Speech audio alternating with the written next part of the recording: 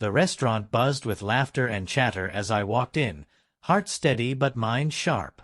Tonight wasn't just another dinner, it was the stage for the truth she had been hiding. Sarah, my wife, greeted me with her usual forced smile, completely unaware of the web I had quietly spun over months. The perfume on her neck wasn't mine, and the messages I'd discovered hinted at nights she claimed were work trips. I seated her, smiled, and ordered her favorite dish. Everyone around assumed this was a simple celebration, but the tension under the surface was about to erupt. The first signs came quickly. Sarah's subtle glances at her phone, the nervous tapping of her foot, and the faint smirk whenever a message arrived, all betrayals in plain sight. I remained calm, sipping my drink, letting her underestimating stare work against her. Over the past few months, I had gathered screenshots, call logs, and receipts, each piece meticulously organized. My friends, who she believed were clueless, were already in the loop. The plan was simple. Let her flaunt control, let her arrogance build, then dismantle it quietly, publicly, and utterly. Tonight, everyone would witness the truth she thought was hidden forever. Halfway through dinner, the usual playful conversation turned tense. Sarah, in her sharpest tone, leaned forward, pointing at me, and said, "Obey me or get out." Her voice cut through the ambient noise like a knife. Heads turned, the room sensed conflict. I didn't flinch, didn't raise my voice. Instead, I smiled faintly, the calmness masking months of collected pain and observation.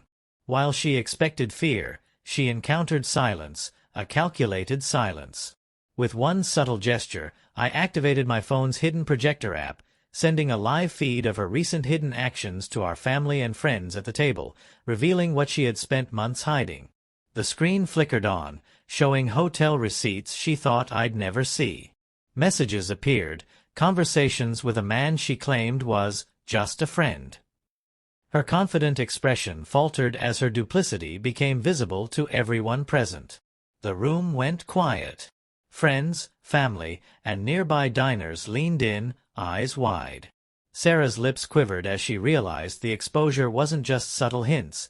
I had compiled irrefutable evidence, proof of betrayal she couldn't deny. Each frame, each message, peeled away the facade she had carefully crafted, leaving only the stark reality. Her lies, her manipulation, and the truth I had patiently collected. Tears welled in her eyes as the screen detailed nights she had spent away under false pretenses. The man she smiled at on her phone was revealed in time-stamped photos. Her whispered excuses, "I didn't mean," fell flat against the visual evidence. The calm I maintained contrasted sharply with her crumbling composure. The silence I held was more powerful than anger. Every glance she threw at me was met with measured patience. The room was hers no longer. She had lost control in the most public, undeniable way. Friends exchanged looks of shock and empathy, some shaking their heads at the audacity, the betrayal, and my quiet dominance. I leaned forward slightly, voice barely above a whisper, though it carried clearly across the tense table. "I gave you every chance," I said, "but trust is not earned through lies." Her attempts to interrupt failed. The weight of her actions spoke louder than any words.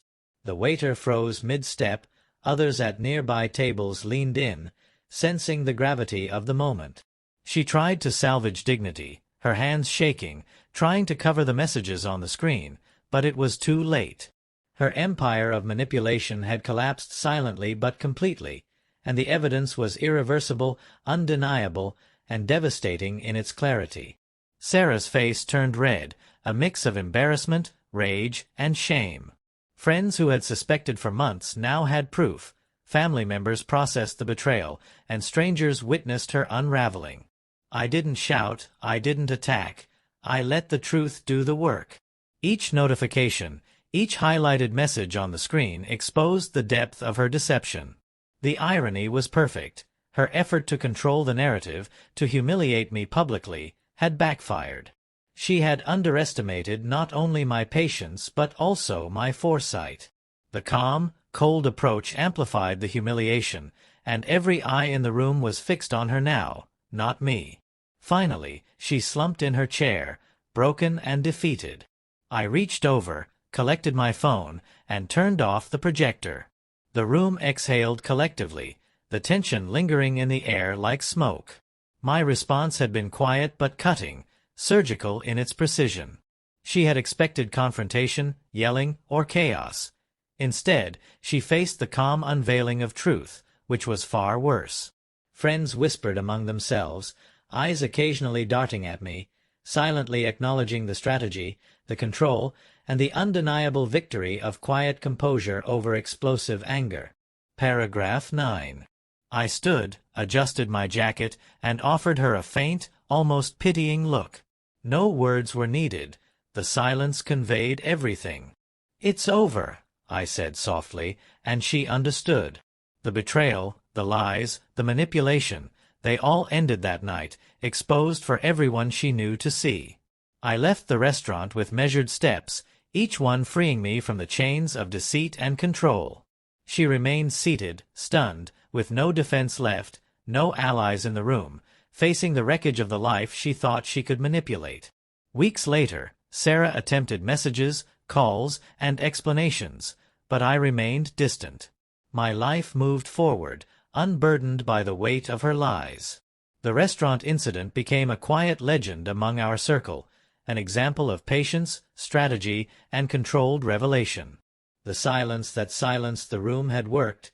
The truth had spoken louder than anger ever could.